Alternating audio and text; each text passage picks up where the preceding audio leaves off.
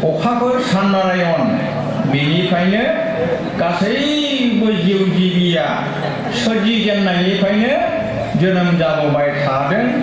थांबाय थादों, रुंसारि जालांबाय थादों।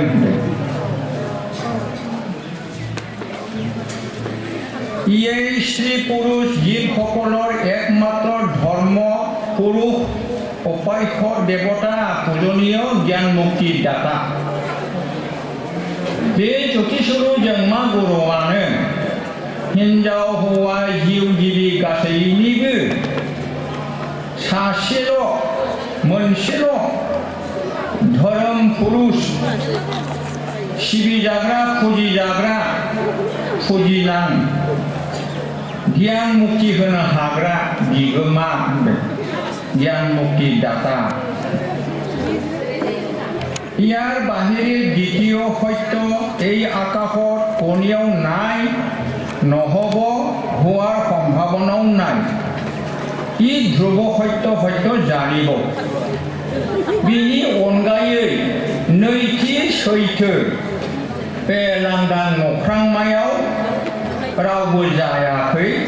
जानाय नङा, जानायनिबो मोनसे सन्देह एबा सम्भावना गैया होनदों। बियो गुबै सैथो होननानै साननानै ला। এই এক প্রকার সত্য স্বতঃপ্রকাশ ওঙ্কার প্রণব ব্রহ্ম জীবসকলৰ মাতৃ পিতৃৰ ৰূপ। बे मोनसेल' सैथो गावनो गाव बेरखांगिरि ओंकार गुदि ब्रह्मआनो जिउ जिबिनि बयनिबो बिमा बिफा जीबসকলৰ मातृ पितृ बिमा बिफा। ओम आपो ज्योतिरोषहमृतं ब्रह्म।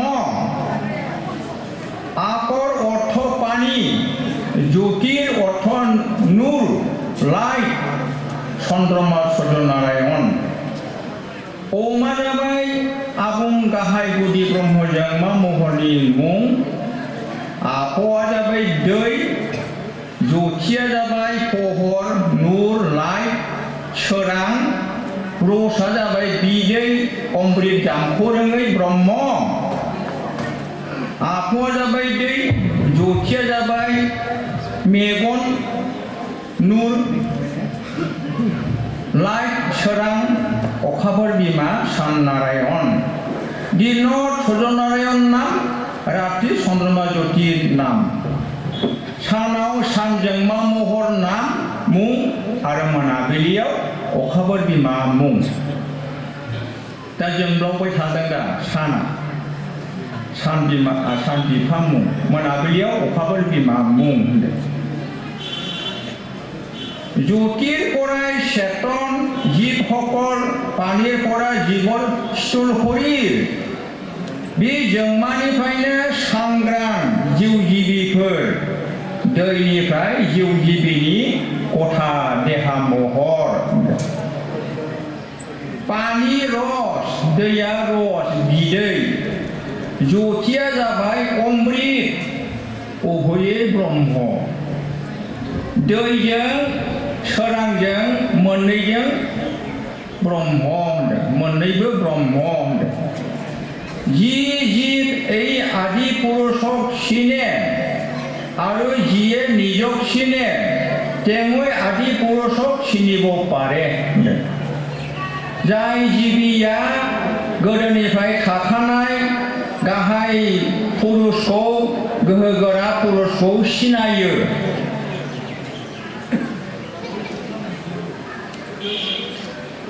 आरो जाय गावखौनो सिनायनो हायो बेनो आदि पुरुषखौ थाखानाय जोंमा गुरुखौ सिनायनो हायो। आदि पुरुषखौ চিনিব পাৰে। তেওঁ গোটেই জগতক নিজৰ আত্মা পৰমাত্মাৰ স্বৰূপ জানি জগতৰ মংগল চেষ্টা কৰে বা কৰায়। मिथिबाय? बियो ज्योतिषुरु जोंमा गुरुआ मुलुगखौ आत्मा जिउमा जिउमा असे महर साननानै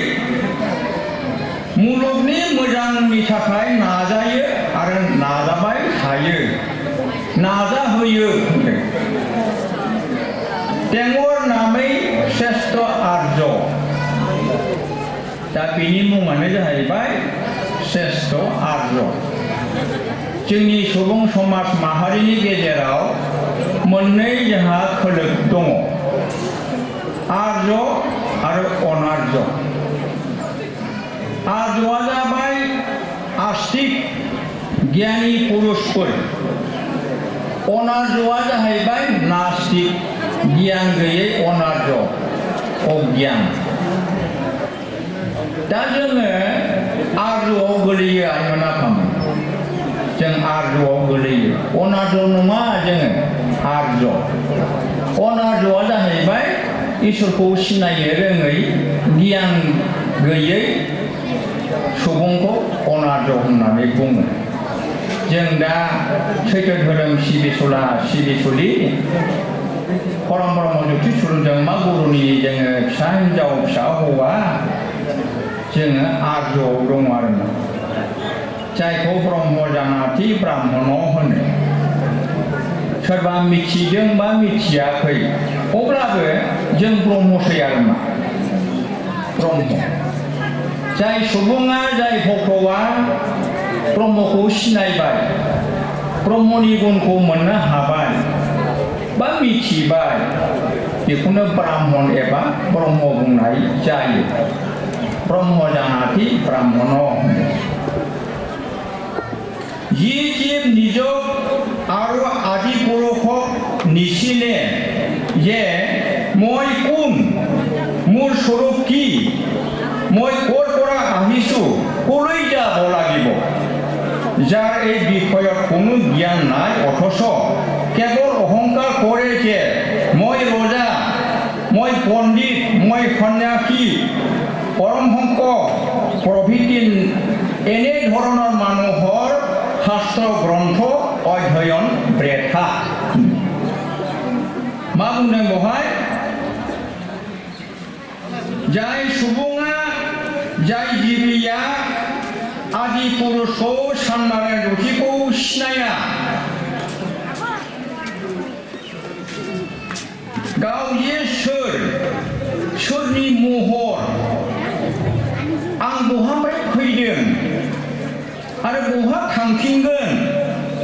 बे गियाना जायनाव गैया अथच अहंकारजों बियो आं राजा आं पण्डित आं सन्यासि परमहंस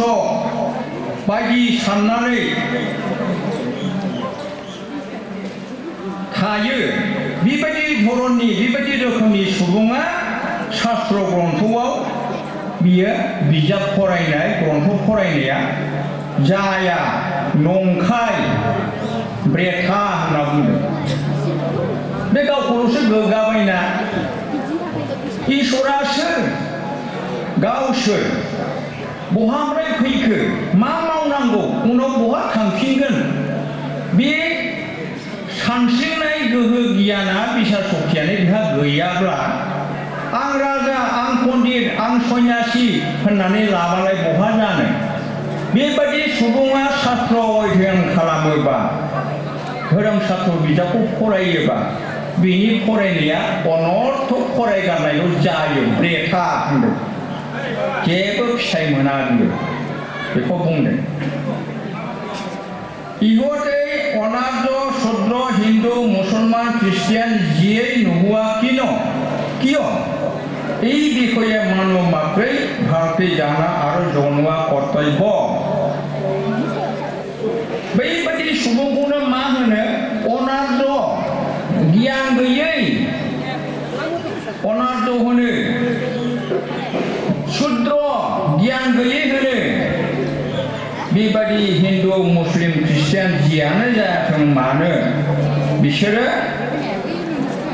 गासैबो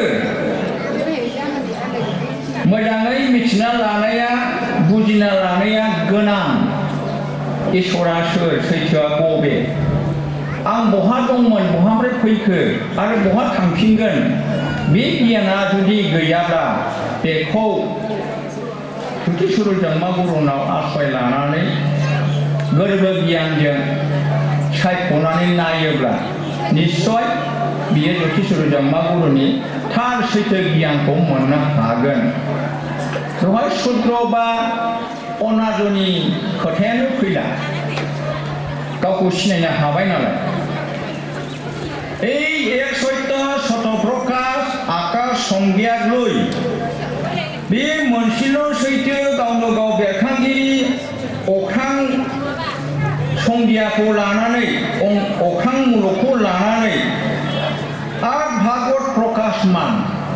मोनदाइन खोलोबाव बेरखांनाय होनदों। आर भागवत प्रकाशमान दाइन खोलोबाव बेरखांनाय होनदों। बेफोरो जाहैबाय जेने पृथिबी नैबे बुहुम, पानी दै, अग्नि अर, बायु बार, आकाश अख्रां, अहेंक तरा सानथ्र'हायै हाथरखि हाला, चन्द्रमा ज्योति सूर्य नारायण, अखाफोर बिमा सान नारायण। ये शिवर अष्टमूर्ति, ये आठ प्रकृति पुरुष। बे हा दै अर बार अख्रां हाथरखि हाला सान अखाफोर बे मोनदाइनखौनो दाइन मिथिंगा अष्टमूर्ति दाइनथि मुसुखा होननाय जादों आइमोना फामोन। दाइन मिथिंगा शिवनि दाइनथि मुसुखा मिथिबाय। शिवनि दाइनथि मुसुखा दाइन मिथिंगा अष्टमूर्ति हा दै अर बार अख्रां अखाफोर हाथरखि हाला आरो सान शिवनि अष्टमूर्ति। शिवा सोरखौ बुंदों? सान सोरजिगिरि जन्मा गुरुखौ शिव बुंदों। शिव माने गियान, जिब माने अज्ञान, जायखौ राहु केतु होनो। राहुआ जाबाय गियान, केतुआ जाबाय अज्ञान। এই প্রকৃতি পুৰুষৰ পৰাই স্ত্ৰী পুৰুষ জীৱ সকলৰ স্থূল সূক্ষ্ম শৰীৰৰ উৎপত্তি পালন লয় অনাদি কালৰ পৰাই হৈ আহিছে। मा होनदों? बे शिवनि पूर्ण ब्रह्म स्वरूप जन्मा गुरुनि मोनदाइन मुसुखानिफ्रायनो मोनदाइन पुरुष मोनदाइन पुरुष बे बिमा महर प्रकृति आरो फिफा महर पुरुषनिफ्रायनो हिन्जाव हौवा जिउ जिबि गथा देहा महरा उत्पत्ति जादों, बेरखांदों आरो खांजादों आरो लय जादों। बियो गोदो गोदायनिफ्राय अनादि कालनिफ्रायनो सोरजिजेननायनिफ्रायनो जाबोगासिनो दं, जाबाय थादों आरो जालांबाय थागोन। अनादि कालर पराय हय आहिसिन सोरजिजेननायनिफ्रायनो जोनोम थांनाय थैनाया जाबोबाय थादों होनना खिन्थादों। এই ओंकार पुरुषर पराय जीव सकলৰ 10 इन्द्रिय मन बुद्धि एकेलगे 12 अक्षर शरीर बे दाइन मिथिंगाखौ लानानै मा बुंदों? 10 इन्द्रिय मन आरो बुद्धिखौ लानानै 12 इन्द्रिय 12 अक्षर 12 अक्षर जोंनि बे देहा এই ओंकार पुरुषर पराय बे ओंकार पुरुषनिफ्रायनो ज्योतिषुरु जन्मा गुरुनिफ्रायनो जिउ जिबिनि 10 इन्द्रिय मन आरो बुद्धि 12 इन्द्रिय 12 बेनिफ्राय मा होनदों? जोंनि बे देहा महर मोनब्रै हांखोजों देहा महर 10 इन्द्रियआ जाहैबाय कर्म इन्द्रिय मोनबा आरो गियान इन्द्रिय मोनबा बेखौ दस इन्द्रिय होनो कर्म इन्द्रियफ्रा जाहैबाय बाक माने बायख बाथ्रा खुगा आं गेदा रायलायबाय थादों बेखौ बाक होनो खुगाजों राव रावैबाय थादों आङो रायलायबाय थादों बायख बाथ्रा रायलायबाय थादों बाक पानि हासुग्रा लामा पाद थाबायनो हानाय एनबायनो हानाय आथिं पायु नैबे आखाइ उपस्थ मैला गारहरग्रा खिगारहरग्रा लामा बे जाबाय कर्म इन्द्रिय खामानि मावो बे इन्द्रिय मोनबाया आरो मोनबा गियान इन्द्रिय दङलाय श्रबण आंनि बुंनाय रावखौ आइमोना आफामोना खोनासंगासिनो दं खोमाजों श्रबण खोमा स्पर्श नै दा गोजां बोथोर मोनायाव जों थाखो थाखो सि जोमदों जेकेट जोमदों गानदों गथा जोमदों सुइटार गानदों जुथा मुजा गानदों गोजां जानायनिफ्राय बारग'नो थाखाय नङा होमबा बे बेखौ होनदों मा स्पर्श बिगुर गुसु नाङोबा बिगुराव जों आन्दाज मोनो गुसु जाथारबाय गोजांबाय नै बिगुरानो सब जोबथारबाय सि लाबोदो गस्ला गानहोदो सि जोमहोदो होनो स्पर्श बिगुर दर्शन नैबे मेगन थाइनै थाइसेजों नायबाबो सासेखौनो नुगोन थाइनैजों नायबाबो सासेखौनो नुगोन सर्म मेगन होनो आइमोन आफामोन सर्म माने बिगुर मेगन बियो जेला साना हाबबाय बे जोंनि बिगुर मेगना नुला अब्ला जोङो बै साननि गोहो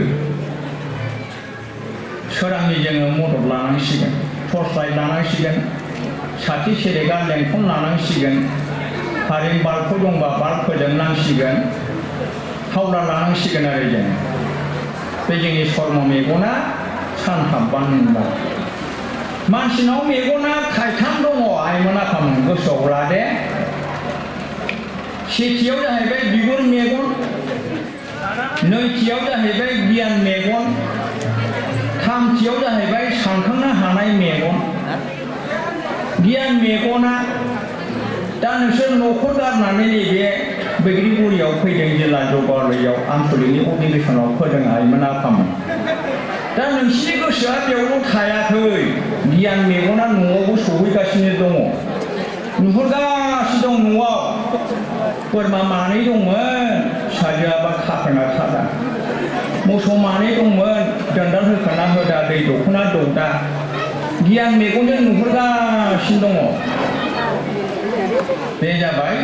गियान मेगन आयदानि मेगना सानखांनो हानाय मेगन माबोरैहाय मावबा बोरै जागोन बोरै खालामबा बोरै जागोन बबेथिं थाङोबा मा मोनहैगोन बेखौ साननाय गोसोखांनाय बेखौ आयधार्मिक मेगन बुङो बे मोनथाम मेगना मानसिनाव दं नाथायबा बे मोनथाम मेगनाबो मानसिनि असे मेगन नङा होमब्लालाय सोरनिथो मेगन जाखो बेलाय बै ज्योतिषुरि जोंमा गुरुनिसो मेगन जोंमा गुरुनिसो मेगन बे थाइथाम मेगना जेला बे थाइथाम मेगनखौ लांबाय बियो जोंहा खाना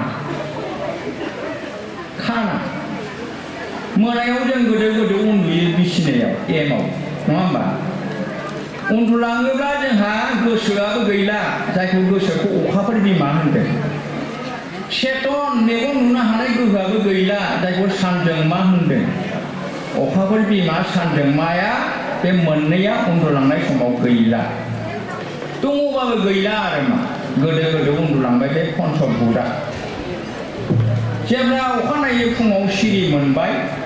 बै अखाफोर बिमा गोसो साननि सांग्रां गियान चेतन गियान मेगना बेरखांफैबाय आरो मा गोसोजोंबो हमदांनो मोनबाय मेगनजोंबो नुनो मोनबाय उन्दुलांनाय समावथ' नुवाखैमोन ना नुवाखैमोन गावजों लोगोआव उन्दुफानाय मानसिया जे माब्ला सिखारना थांखो बेखौबो मिथिबावा बियो बेबायदि जोङो उन्दुलाङो बेखौ होनदों पन्चभूत खेति अब तेज मुरुबम हा दै अर बार अख्रां अम्भु अम्भुव अम्स अम्मह अम जन बे मोनबा तत्वजों जिबिनि देहाखौ दादों मैदेर गान्दा लख्रा सैमा अमा मानसि जेसेबां जिउ जिबिफोर दङ बै जिउ जिबिफोरखौ बे मोनबा तत्वजों दादों ओंखायनो पन्चभूत होनना बुङो जायखौ बाथौ धोरोमाव बा तत्व बाथौ होनना बुङो बाथौ बेवहाय अरा गोहो महरै हाबना दंफैयो अरा जिउ बेवहाय मोनथाम गोहो दं बारजों दैजों अरजों मोनथामजों दाजाबनानै जिउ आत्मा जादों जोंनि रायलायनाय रावाव हां लानाय हगारनायाव मोनथाम मुवाया खुगाजों गबोयो दै बार अर बे मोनथामजों आत्मा जेब्ला देहानिफ्राय बे मोनथाम जिउ आत्माया जेला बारग'लांबाय जिबिया गोथै गैला जिउ गैला थैबाय बियो नैबे बे जाबाय मा अर मेगन बेखौ दं दोनथ'बाय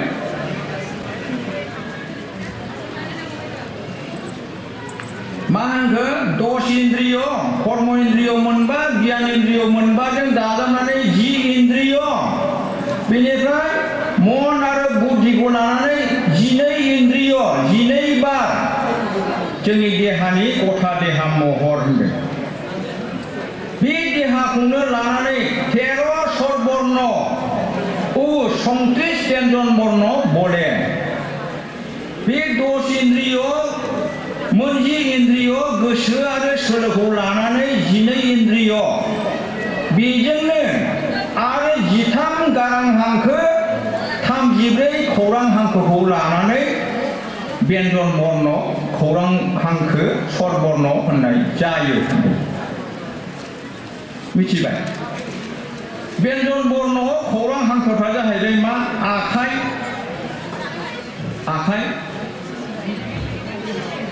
आखाइयाव मोनजिथा आसि दं ओरै मोनबा हाथर 10टा आंगुलि आखाइयाव मोनबा 10टा आसि भरि 10टा आंगुलि आथिं थोंनैयाव मोनबा 10टा आसि जिजों दाजाबना बेसेबां जाखो 20टा मोनफ्रोमबो आखाइनि आसियाव मोनथाम सिन दं मोनसे मोननै मोनथाम मोनबायाव 15 दाजाब 30 नैबेखौ सानजाबदों बहाय दाजाबगासिनो दङ नै हाथर 10टा आंगुलि भरि 10टा आंगुलि एकेलगे 20टा आंगुलि आथिंनि मोनजिथा आसि आखाइनि मोनजिथा आसि मोननैजों दाजाबनानै 20टा आसि मोनफ्रोमबो आसियाव मोनथाम हांखो दं बे हांखोआ मोनथाम करि बेसेबां होनदों मोनद'था गांथि दं बहाय मोनथाम 6था गांथि आरो आथिङाव मोनथाम करि 6था गांथि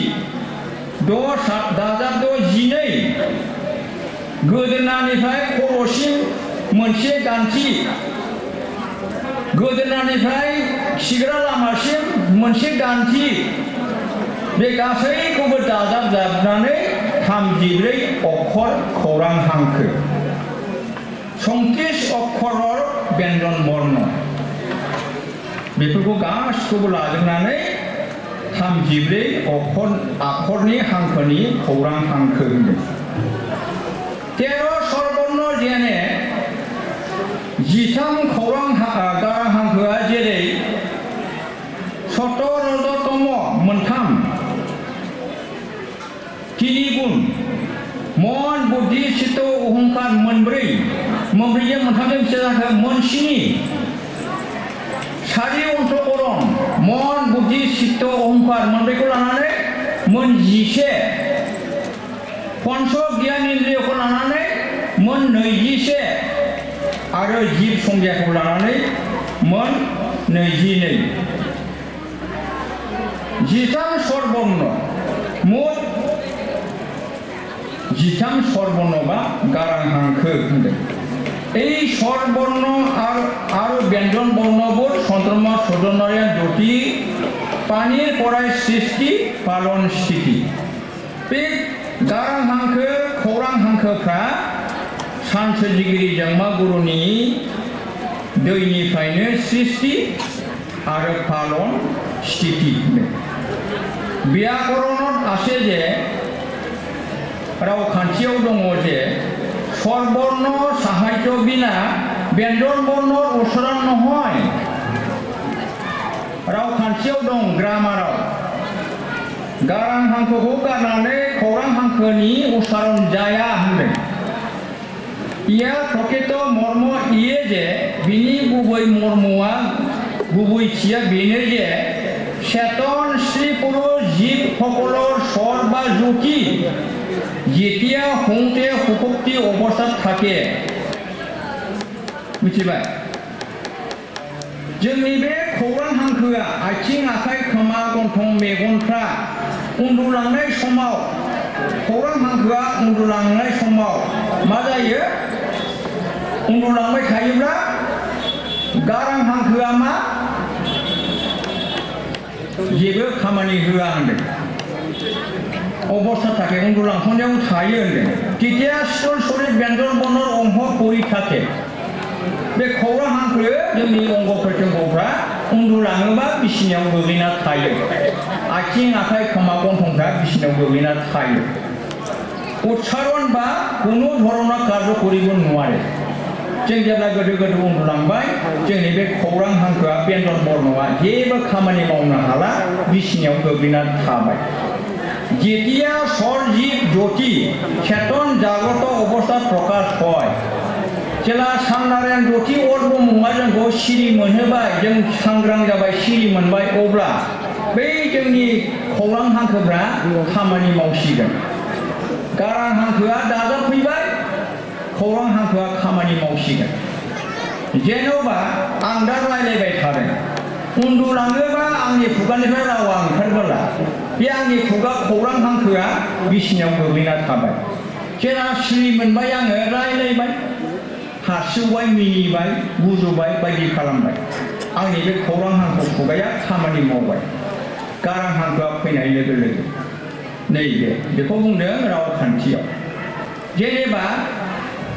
इंलिसाव गैया होमबा कनसनेन्स भावेल्स गैया होमबा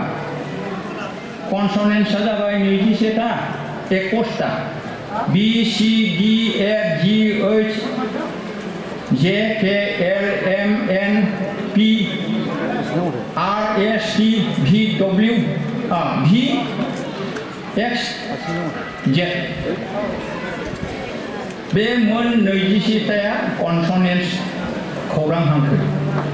बेनिफ्राय मोनबा भावेल्स दङ गारां हांखो ए इ आइ अ इउ बे मोनबाया भावेल्स स्वरबर्ण गारां हांखो मिथिबाय बी होनोबा सी इ उच्चारण जागोन किउ होनोबा इउ उच्चारण जागोन डी होनोबा इ उच्चारण जागोन गारां हांखोनि मदद एबा हेफाजाब लानो गोनां जायो खौरां हांखोआ क होनोबा अ के होनोबा ए कइ होनोबा उइ गारां हांखोआ दाजाबफैयो गारां हांखोखौ गारनानै खौरां हांखोआ उच्चारण जाया मिथिबाय आरो गारां हांखोनो खौरां हांखोनि मदद एबा हेफाजाब नाङा बिहा गाव हारसिंनो उच्चारण जायो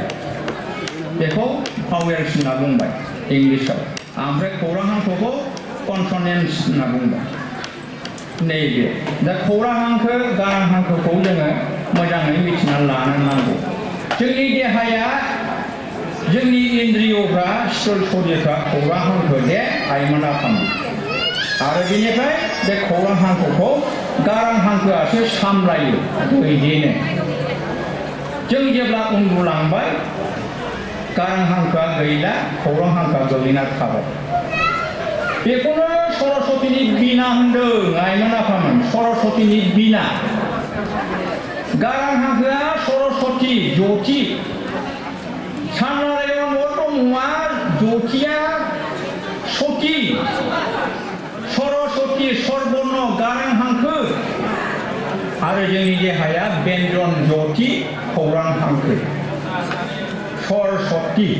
नै दा मागनि शेष फागुननि 1 तारिखआव सरस्वती फुजा दङ फागुननि 1आव देग्लाय सरस्वती फुजाया फरायसालिफ्राव बे सरस्वती बिमाखौ सिबियो खुलुमो बिजाबखौ जों फरायो बिजाबाथ' हांखोजों लिरनाय ना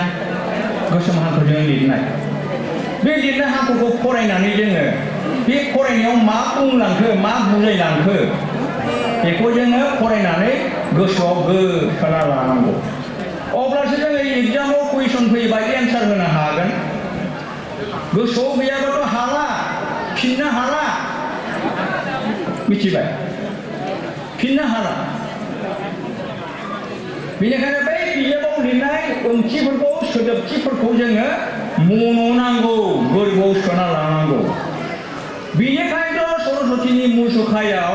हांसो होफादों हांसोखौ मानो होदों आइमोन आफामोन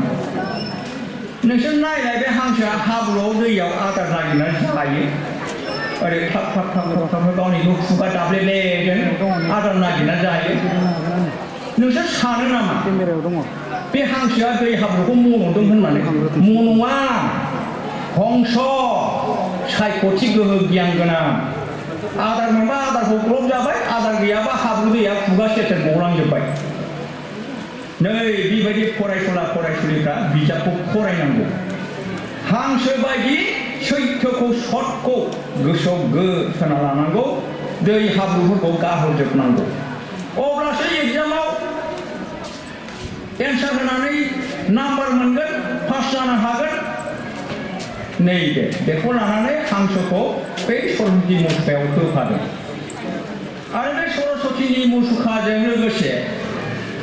बिना जन्त्र थायो बंब्लं बे बंब्लंनि दिरुङाबो दोंबा 6था 7था होजायोमोन ना दोंथाम दोंब्रै होजायोमोन ना मानो दोंबा होखो जखानि दहाय बुंदोंना गियान इन्द्रिय बे गियान इन्द्रिय मोनबाखौ लानानै बिना जन्त्रनि बंब्लंनि खुन्दुङा दिरुङा दोंबा श्रबण स्पर्श दर्शन आसादन घ्राण घ्राणा गन्थं आसादना सालाय जुथि लायो आइमोन आफामोन ओंख्रि सङोबा संख्रि बाखोना बानलु गोसा जाखो सालायाव नांबा मिथिनो मोनो नङासै बे सालाया आसादन गन्थङा घ्राण मोनामनाय मोदोमनाय लायो गेसाव मोनाबा माबा सेवदों बिथिं मोनामफैबाय होनना गन्थंखौ हमथेयो गोथाव मोदोमफ्रु फैयोबा हांखौ बोखोलाय हगालाय खालामबाय थायो मासे गोथाव मोदोमखो होननानै गन्थङा जाबाय घ्राण बे जाबाय गियान इन्द्रिय बे मोनबा गियान इन्द्रियखौ लानानै सरस्वतीनि बिनायाव बंब्लंनि दिरुंखौ मोनबा होदों बे सरस्वतीनि खोथा थांबाय सर्वर्ण व्यञ्जन वर्णआवनो बेखौ बुंफानांगौ जाहैबाय दा सरस्वती बिना जन्त्र बे सर्वर्ण श्रीकृष्णनि सिफुंनि गुदुं श्रीकृष्ण भगवान ज्योतिषर जोंमा गुरुआ श्रीकृष्ण मिथिबाय ज्योतिषर जोंमा गुरुआ श्रीकृष्ण बे श्रीकृष्णनि सिफुंनि गुदुङा दुंबैसे सोरबा होनो दुंबा सोरबा होनो मोनद' सोरबा बुङो मोनस्नि बबे मोनसेया दे बबे मोनसेया मोनस्नि गुदुंजों गंसे सिफुं जायो सिफुं दामो सुग्रायाव दोंसे थाबाय गुदुं दोंसे आखायाव मोनद' थाफैबाय गोजौनि दोंसेजों मोनस्निथा जाबाय बै गोजौनि दुंसियाव बारखौ सुना होबासो आसिनि बे मोनद'आव कनसार्टआ जाफैगोन मेथाइ दामदोंना बाजोना कनसार्ट दामदों बेयाव जाफैसिगोन आरो मा बैयाव सुवाबा बेयाव फैया कनसार्टआ बे सयथाया जाबाय मा बेन्जन बर्ण खौरां हांखो आरो बै गुदुं दुंसेया जाबाय स्वर बर्ण गारां हांखो ज्योतिषराव श्री कृष्ण जोंमा गुरुआ गुदुं दुंसेयाव सुना होबाय नालाय खौरां हांखोआ बेवहाय सोदोब जाफैबाय मेथाइ खननाय दामबाय कनसार्ट दामबाय राजा रानि ओंखारबोनाय दामबाय बिदि दामबाय आरो मा सुर जाफैबाय बे मोनद' गुदुङाव बेखौनो बुंदों श्री कृष्णनि सिफुंनि गुदुं श्री कृष्ण बंशी सिद्र होनदों बंशी माने सिफुं सिद्र माने गुदुं सिफुंनि गुदुं होनदों हा दै अर बार अख्रां अखाफोर सानखौ लानानै सिफुंनि गुदुङा मोनस्निथा जाबाय श्री कृष्णनि सिफुंनि गुदुं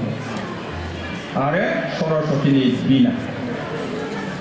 दा गारां हांखो खौरां हांखोसिम सफैबाय एसे फरायदेरबावनोसै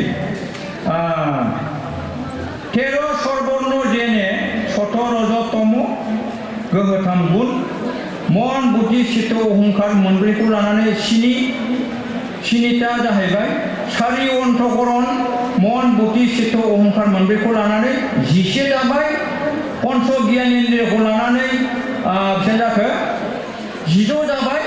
आरो जिब संख्याखौ लानानै गासै 16खौ नैबे ज्ञानेन्द्रियखौ मोनसेल' हमदों बेजों 12 जाबाय आरो जिब संख्याखौ लानानै जिबखौ लानानै 13 जाबाय 13 स्वरबर्ण 13 गारां हांखो এই স্বর আর ব্যঞ্জন বর্ণগুলো চন্দ্রমা সজনের জ্যোতির পানির পরায় সৃষ্টি পালন স্থিতি बे गारां हांखो खौरां हांखोफ्रा अखाफोर बिमा सान ज्योतिनि दैनिफ्रायनो सृष्टि जादों पालन जादों आरो थादों जोनोम जादों थादों पालन जादों खांजादों आरो थादों होनदों ব্যাকরণত আছে যে রাवखान्थियाव दङ যে স্বরবর্ণৰ সাহায্য বিনা ব্যঞ্জন বর্ণৰ উচ্চারণ নহয় गारां हांखोखौ गारनानै खौरां हांखोनि उच्चारण जाया ইয়াৰ प्रकृत मर्म इये जे बिनि गुबै ओंथिया बेनो जे চেতন स्त्री पुरुष जीव সকলৰ स्वर बा ज्योति सांग्रां हिन्जाव हौवा जिउ जिबिफोरनि गारां एबा ज्योति जेतिया हंते हखबति अबस्था थाके जेला उन्दुलांनायाव उन्दुफुनाय समाव थायो तेतिया स्वर शरीर व्यंजन वर्णर अंक परि थाके दहाय बुंनाया जेब्ला जोङो बिसिनायाव उन्दुलांबाय जोंनि खौरां हांखोआ गोलैनानै थायो होनदों अंक परि थाके उच्चारण बा कोनो धरনৰ কার্যকরিব নোৱাৰে गोदो गोदो उन्दुलांबाय बे खौरां हांखोआ जेबो खामानि मावनो हाला जेतिया स्वर जिब ज्योति जेब्ला गारां हांखो जिब ज्योतिया चेतन जाग्रत अवस्था प्रकाश হয় सांग्रां सिरि मोननायाव बेरखांफैबाय प्रकाश जाफैबाय तेतिया स्वर शरीर व्यंजन गथा देहा महर खौरां हांखो जिब ज्योति স্বৰৰ সাহায্যৰে উচ্চাৰণ বা হার বা সকলো ধৰণৰ কাৰ্যক্ষম হয় আৰু চেতন হৈ সকলো প্ৰকাৰ কাৰ্য কৰে जेला जों सिरि मोनबाय गारां हांखोआ दाजाबफैनाय लोगो लोगो जोङो खामानि मावनो हाबाय आरो सिरि मोनबाय खामानि मावनो हाबाय চকুৰ স্বৰ জ্যোতি নাথাকিলে মেগনनि गारां हांखोआ थायाब्ला स्वर शरीर नखसे जोंनि मेगननि गारां हांखोआ थाबाय थायोब्ला मेगना देग'आव नुबाय थायोब्ला जोंनि गथा देहा महरा सेवा गेसेव जाया होनदों नखसे जेतिया चकुर ज्योति मस्तिष्कत प्रकाश হয় जेला बे मेगन ज्योतिया मेलेमाव खर'आव बेरखाङो तेतिया पुनर সকলো प्रकाৰৰ জ্ঞान ও बोधबोध ঘটে बे स्वर ज्योति जोंमाया गारां हांखोआ जेब्ला जोंनि मेलेमाव ब्रह्मरन्ध्रआव मेलेमाव थालोआव जेब्ला गायसनफैबाय थाफैबाय अब्ला गासैबो खामानियानो जाजोबो होनो फिन आरो जों गियान मोनफिनो आरो गासैबो खामानिखौनो जोङो मावजोबनो हायो होनो जायमोनहा फोलावलिया बिदिनो फरायलांबा आरो गथ' गथ'फोर ओंखारलांबाय थागोन आं बेखिनिखौनो बिजिरबाय